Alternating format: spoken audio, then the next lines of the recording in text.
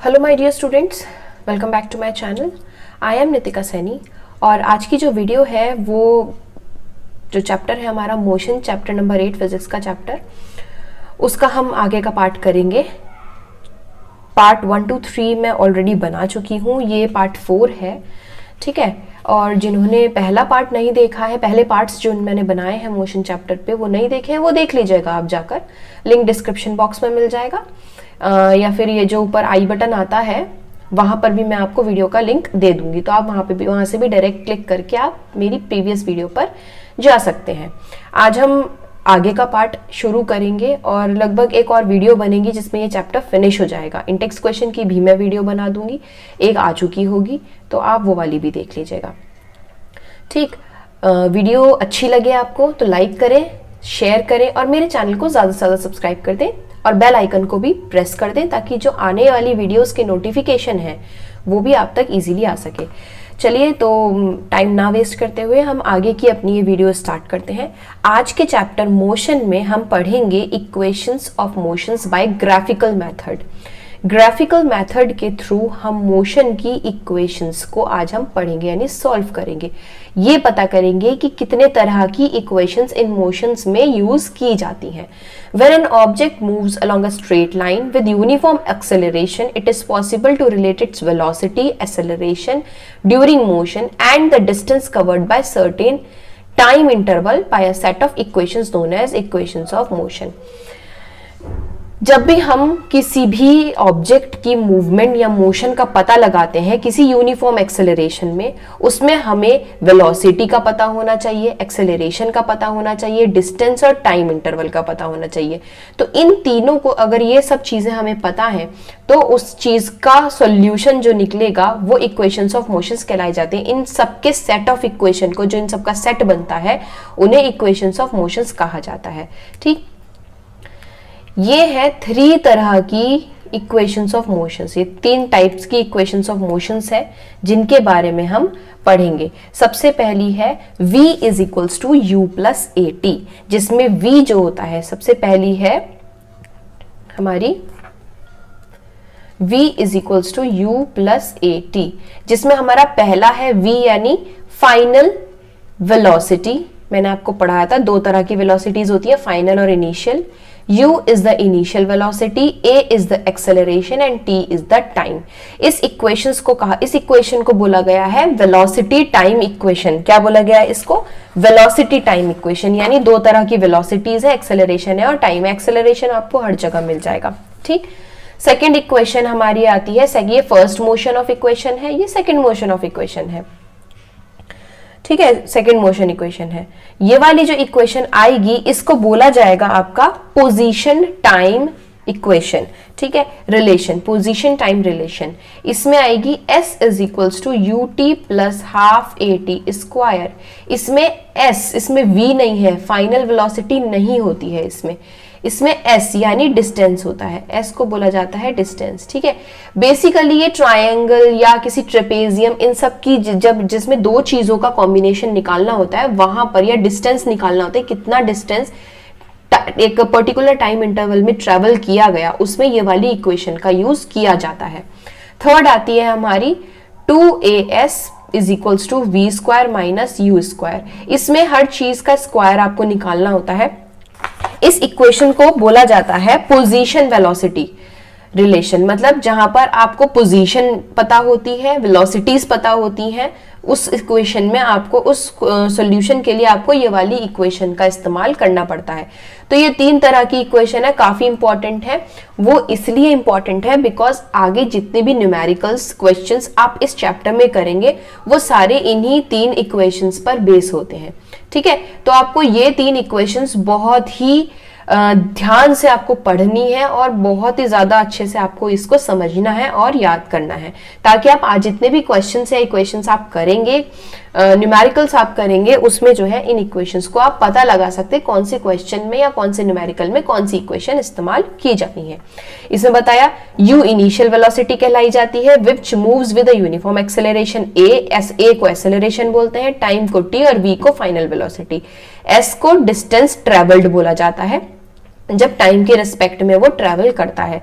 Equation 8.5, 6 और 7 जो है, पहली वाली इक्वेशन को बोला जाता है वेलोसिटी टाइम रिलेशन, दूसरी वाली इक्वेशन को बोला जाएगा पोजीशन टाइम रिलेशन, और तीसरी वाली को बोला जाएगा पोजीशन और वेलोसिटी रिलेशन। ठीक है, ये इन तीनों के बारे में आज हम पढ़ेंगे। अब हम पहली इक्वेशन हम पढ़ेंगे, equation for velocity time relation, जिसमें वेलोसिटी दी होती है, टाइम दिया होता है। तो इनकी वेलोसिटी टाइम का क्या रिलेशन है उसकी इक्वेशन हम पढ़ेंगे। ये एक ग्राफ है जिसको हम वेलोसिटी टाइम ग्राफ बोलते हैं। इस तरह का एक ग्राफ है, ऑब्जेक्ट यहां पर टाइम इंटरवल चल रहा है, यहां पर वेलोसिटी चल रही है। ठीक, आने वाली जितने भी टॉपिक्स होंगे वो इस ही ग्राफ पर तीनों इक्वेशन बेस होंगी, इसलिए ये ग्राफ आप ढंग से समझ लीजिएगा। इसमें एक पॉइंट ए है, एक ई है, बी है, डी है और सी है। जो सेकंड इक्वेशन होगी हमारी वो इस वाले पे बेस होगी। मतलब आपको इसका ये वाला ए से ओ ये सब निकालना होगा। ठीक है, तो चलिए पहली इक्वेशन के बारे में पढ़ते हैं हम। वेलोसिटी टाइम रिलेशन क्या होती है? Velocity time relation shown in a figure 8.6 but now u is not equal to 0। इस वाली इक्वेशन में u जो है वो 0 है, मतलब कुछ भी अभी तक फाइनल नहीं, वो इनिशियल नहीं है। इनिशियल मतलब अभी इसने स्टार्ट किया है। जब कोई चीज स्टार्ट करते हैं तो वो 0 से स्टार्ट होती है, इसलिए 0 तो है इक्वल्स टू u, लेकिन इन वाली इक्वेशंस में 0 नहीं होता है u, क्योंकि कुछ ना कुछ स्टार्ट होता ही है, चाहे वो 1 से करे 2 से करे, कुछ ना कुछ मूवमेंट स्टार्ट होता ही है। तो इसमें सबसे पहले दे रखा है u is not equal to 0। From this graph you can see the initial velocity of object u at point A। Point A पर इनिशियल वेलोसिटी है, मतलब वो इतनी डिस्टेंस ऑलरेडी ट्रेवल कर चुका है। ठीक, and then increase to v at point B। अब वो यहां से मूव कर कर यहां पर पहुंच गया है। पहले तो वो यहां था, अब वो यहां से मूव कर कर यहां पर पहुंच गया। ठीक है, इस वाली पोजीशन पर। तो ये हो गई हमारी फाइनल वेलोसिटी। ठीक है, ये थी हमारी इक्वेशन इनिशियल वेलोसिटी, जहां से उसने शुरू किया, पहुंच गया वो E पर, जहां पर सॉरी E पर नहीं है, V पर। ये पहुंच गया यहां से B एट पॉइंट B पर, ऐसे करके मूव कर गया ना वो, तो ये पहुंच गया पॉइंट B पर। तो ये हमारी हो गई फाइनल वेलोसिटी, ये नहीं ये वाली, इसको हम बोलेंगे V। ठीक, ये पहुंच गया हमारा B पर। तो दो वेलोसिटीज हमें पता चल गई U और V। ठीक है, टाइम t आपको पता ही है, टाइम भी चल रहा है नीचे। तो velocity changes at uniform rate A। इसका एक्सेलरेशन मतलब उसने इस तरह से मूव किया। ठीक, तो कुछ ना तो ऐसे गया ना ऐसे गया, ऐसे ऐसे करके तो नहीं गया वो, या फिर वेलोसिटी या कुछ चेंज भी नहीं हुआ है इसका। तो यानी वो एक यूनिफॉर्म रेट के साथ चला, जिस स्पीड से वो चल रहा था, जितने टाइम इंटर में वो चल रहा था, स्ट्रेट लाइन में मूव किया, तो उसको यूनिफॉर्म एक्सेलरेशन बोला गया। ठीक, यूनिफॉर्म रेट एक्सेलरेशन बोला गया। In figure 8.8 the perpendicular line BC and BE are drawn from point B on time and velocity axes respectively. अब हम क्या करते हैं, एक तो ये वाला पॉइंट है और एक ये वाला पॉइंट है।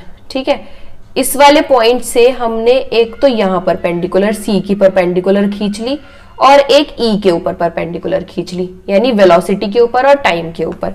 एक तो हमने यहां से लेकर यहां तक खींच लिया। ठीक है, ऐसे करके परपेंडिकुलर बना लिया। ठीक, और एक हमने यहां से लेकर यहां तक खींच लिया, ऐसे करके परपेंडिकुलर बना लिया। ठीक है, जिसको मतलब एक तो टाइम एक्सिस पे बन गया और एक वेलोसिटी एक्सिस पे बन गया। So that the initial velocity is represented by OA। अब इनिशियल वेलोसिटी हम अल्फाबेटिकली कैसे डिनोट करेंगे? OA से, यहां से लेकर यहां तक, क्योंकि यहां तक तो चला ही है ना, तो ये इनिशियल वेलोसिटी हो गई, OA से डिनोट करेंगे। और हम अब यहां करेंगे final velocity represented by BC। Final velocity को हम रिप्रेजेंट करेंगे B से लेकर C तक, क्योंकि वो यहां से लेकर यहां तक पहुंचा है। ठीक है, जब आप यहां से लेकर ये सब पता करेंगे, अब आपको पता है यहां से लेकर यहां तक हुआ, तो ये वाला भी इक्वल होगा, जैसा ये होगा वैसा ये होगा। ठीक है, और आपको यहां से लेकर यहां तक भी पता है, ये वाला भी पता है। ठीक है, तो आप ये वाला निकाल सकते हैं, B और D वाला निकाल सकते हैं। इस बड़े वाले में से इस छोटे वाले को अगर माइनस कर देंगे, यानी BC में से अगर आप सी डी को माइनस कर देंगे तो आपके पास बी डी आ जाएगा। ठीक है, ये तो आपको पता ही है, बड़े में से छोटे को माइनस करेंगे तो ये आ जाएगा। ठीक, तो इससे हमें क्या पता चल जाएगा, इससे हमें बी डी की एक तरीके से वैल्यू पता चल जाएगी कि बी डी किसके इक्वल है, बी डी है ए ई के इक्वल। ठीक, The final velocity is represented by BD and the time interval represented by OC. Time नीचे इंटरवल जो x एक्सिस है उसमें OC लिखा हुआ है। ठीक, नाउ BD निकालना है। अभी मैंने आपको बताया BD कैसे निकालेंगे, BC को CD में से माइनस कर देंगे। ठीक, BC माइनस CD, BC में से CD माइनस कर देंगे, तब आपकी क्या आ जाएगी, OC निकल के आ जाएगा, वो सॉरी BD निकल के आ जाएगा। CD represents the change in the velocity time interval T। चलो, let us draw our AD perpendicular to OC। अब AD OC तो निकल गया आपका ये वाला। ठीक है, इसके परपेंडिकुलर बिल्कुल ADA बना दिया, बिल्कुल पैरेलल बना दिया, एकदम से एक जैसा। ठीक, जब पैरेलल चीजें आपको पता ही होती हैं, बिल्कुल मिलती नहीं है, ये दोनों इक्वल होती हैं, ये पैरेलल होती हैं, हमने एक परपेंडिकुलर खींच दिया AD parallel to OC। From the graph we observe that BC is equals to BD plus DC is equals to BD plus OA। ये कहेंगे BC is equals to BD plus OC। BC कहां है, BC, हाँ, BC is equals to BD plus, BC ये वाला है, BC is equals to BD plus OA। तो obvious ही बात है, BD plus CD। BC is equals to BD plus OA। OA हमने इसलिए लिखा है क्योंकि वो DC के इक्वल है, दोनों में से कुछ भी लिख सकते हैं, चाहे DC लिख लो चाहे OA लिख लो। ठीक,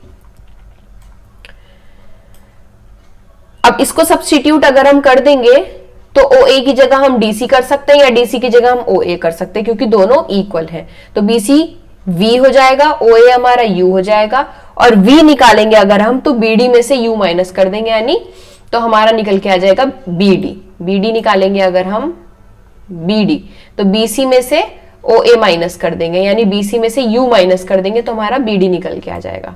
ठीक है, ये इक्वेशंस आप ढंग से समझ लीजिएगा यहाँ पर, नहीं तो कंफ्यूजन हो जाता है बहुत ज्यादा। From the velocity time graph, acceleration का मतलब, एक्सेलरेशन क्या होता है, change in velocity divided by time taken. ठीक, अब क्या है, BD upon AD is equals to BD upon OC। AD में से BD, दोनों में से कुछ भी लिख सकते हैं हम। ठीक है, सब्स्टिट्यूट OC को हम टाइम से सब्स्टिट्यूट कर देते हैं, तो हमारे पास BD अपॉन T आ जाएगा। एक्सेलरेशन हम ये लिख लेंगे, तो BD निकल जाएगा हमारा AT। ठीक है, BD क्या हो जाएगा हमारा AT। तो using equation 8.8 and 8.9 V is equals to U plus AT, हमारी पहली इक्वेशन यहाँ पर सॉल्व हो जाएगी। ये हो जाएगी हमारी पहली इक्वेशन सॉल्व। ठीक, ढंग से समझिएगा, जो भी स्टेप बाय स्टेप है, ऐसा कुछ नहीं है। आप जो फिगर रखी हुई है उसमें आप रखकर देखेंगे अगर, तो कोई ऐसी कंफ्यूजन नहीं आएगी आपको। नाउ सेकेंड इक्वेशन आती है equations for position time relation. Position time relation यानी सेकेंड इक्वेशन हमारी कौन सी थी, S is equals to UT plus half AT square. S is equals to UT plus half AT square. ठीक है, ये हमारी थी second equation. Let us consider that the object has travelled a distance s in time t under uniform acceleration a. The distance traveled by the object is obtained by the area enclosed within the OABC under the velocity time graph। यहां पर ना अब जो है आपको यहां पर दो चीजों के बारे में पढ़ाई करनी है, एक तो ये ट्रायंगल और एक ये रेक्टेंगल। ठीक है, तो इसमें इक्वेशन क्या है, जब आप कोई जो है डिस्टेंस, ये वाला, इस वाली इक्वेशन में ये वाली डिस्टेंस ट्रेवल हुई, एक पर्सन ने ये वाली डिस्टेंस ट्रेवल करी,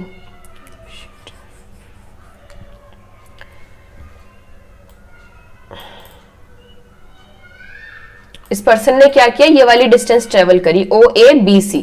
ठीक है, under the velocity time graph. तो एरिया कितना हुआ, OABC पूरा ट्रेपेजियम बना हुआ है, ऐसा बना हुआ है। मैं आपको यहां उतार के दिखा देती हूं।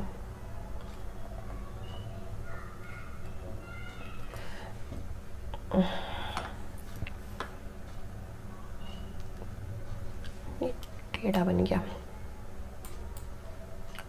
कोई बात नहीं, इसी पे ही बना देती हूँ। OABC, ठीक है, ये वाली आप इमेज देख रहे हैं OABC। इसमें एक तो ट्रायंगल है और एक रेक्टेंगल है, तो इन दोनों को जब हम मिक्स करेंगे तो ट्रेपेजियम बन जाएगा OABC। किसी एक ऑब्जेक्ट ने इतना जो है एरिया उसने ट्रेवल किया, ठीक, तो एरिया ट्रेवल करने के बाद क्या निकलेगा, ट्रेपेजियम का एरिया प्लस ट्रायंगल का एरिया, यानी रेक्टेंगल का एरिया और ट्रायंगल का एरिया को हम अगर प्लस कर देंगे तो हमारा डिस्टेंस यानी S निकल जाएगा। तो कैसे प्लस करेंगे, सबसे पहले आप देखेंगे एरिया ऑफ रेक्टेंगल क्या होता है। एरिया ऑफ रेक्टेंगल क्या होता है आपका L इंटू बी, तो L है हमारा OA इंटू बी है हमारा OC, ठीक है। अब एरिया ऑफ ट्राइंगल देखना है हमें, एरिया ऑफ ट्राइंगल कितना होता है, half into base into height, ठीक, तो हाफ इंटू बेस है हमारा AD इंटू हाइट है हमारी BD, ठीक है। अब इन दोनों का अगर हम प्लस कर देंगे यानी OA into OC plus half into AD into BD, तो हमारा क्या निकल के आ जाएगा, S निकल के आ जाएगा, ठीक है। हमारा क्या निकल के आ जाएगा, S निकल के आ जाएगा। अब इन्हीं चीजों को हम सब्स्टिट्यूट कर देंगे, क्या कर देंगे हम, इन्हीं चीजों को सब्स्टिट्यूट कर देंगे। OA को हम U से सब्स्टिट्यूट कर दें, OA हमारा क्या है U, ऊपर वाली इक्वेशन में सब लिखा हुआ है। OC को हम OC जो है हमारा AD के बराबर है, जिसको हमने T लिख दिया, ठीक है, और BD को हमने AT लिख दिया, ठीक। अब इसमें लगा दीजिए S is equals to OA क्या दे रखा है, U into T plus half into T into AT, ठीक। अब इसमें 2 T है, ठीक है, S इज इक्वल्स टू ये दोनों UT मल्टीप्लाई हो जाएगा प्लस हाफ इंटू A और 2 T है तो T स्क्वायर हो जाएगा। तो ये एक इक्वेशन बन के सामने आ जाएगी। इस इक्वेशन को बोला जाता है अपना, क्या बोला जाएगा, सेकंड वाली इक्वेशन को बोला जाएगा position time relation, position time relation equation बोली जाएगी, ठीक है। ये हम करते हैं यहां से रब। थर्ड इक्वेशन हमारी आती है equation for position velocity relation. अब पोजीशन वेलोसिटी रिलेशन को देखेंगे।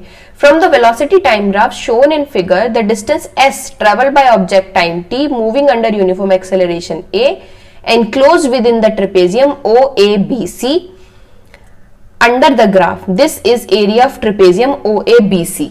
एरिया ऑफ ट्रेपेजियम को हम क्या करेंगे, ब्रेक कर देंगे OA में और BC में, ठीक है, और OC को मल्टीप्लाई कर देंगे, डिवाइडेड बाय 2 कर देंगे, ठीक है। अब इन्हें सब्स्टिट्यूट कर देंगे, ठीक।